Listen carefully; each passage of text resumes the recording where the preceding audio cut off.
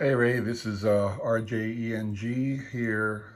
Told you I'd upload a video for you showing you my votes for my 10 choices for this year's Baseball Card Hall of Fame submission.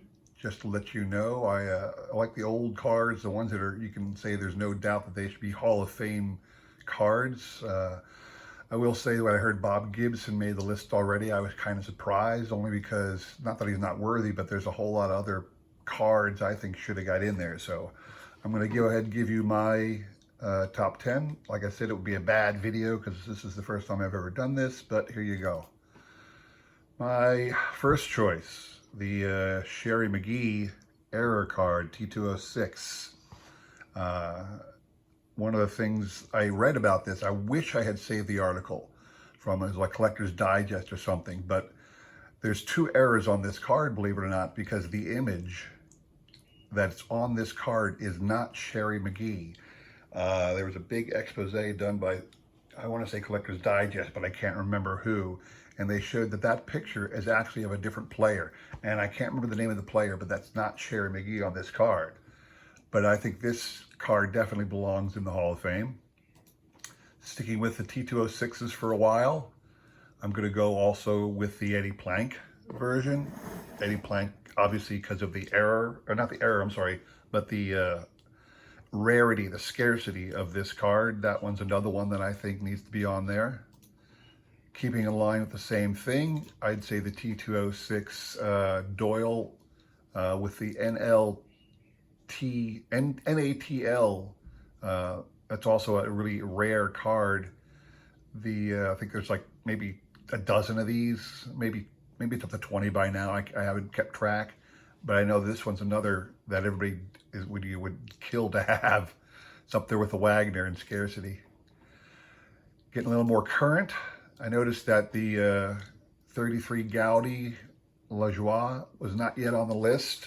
One of the things I remember about this card is if you know the history of the Gaudi set, in 33 they made the Gaudi set with one card missing. They purposely issued the card with a checklist and they didn't produce this card because they wanted to keep people buying their product looking for this card. And at the end of the season, everybody screamed so bad that they couldn't find this card that they actually issued a number of these in the 1934 set. So while it says it's the 1933 Gaudi and it's part of that set, it was actually issued in 1934. Then the 1938 Gaudi Joe DiMaggio. I love this set. They call it the Heads Up set because they posted a picture of the players on this cartoon figure. This is the iconic Joe DiMaggio card, I think.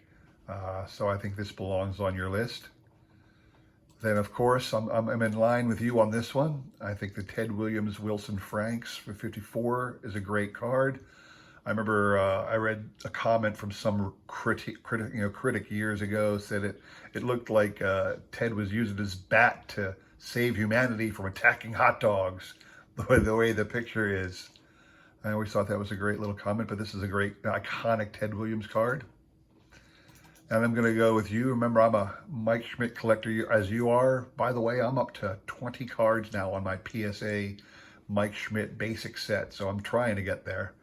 I don't have my rookie yet, but I think the Mike Schmidt rookie card obviously belongs on the Hall of Fame set because, hey, he's our guy, right? Then the 1990 Frank Thomas No Name on Front one. I know the Billy Ripken one made it in there. I think the Frank Thomas No Name belongs in there. That's probably, along with the Sherry McGee error, this is one of the most highly sought after error cards that's in existence right now. I think this one belongs in the Hall of Fame. And I'm getting a little sentimental with the last two. Number 9 is the Score Bo Jackson. This was such a huge card. Everybody was chasing when it first came out.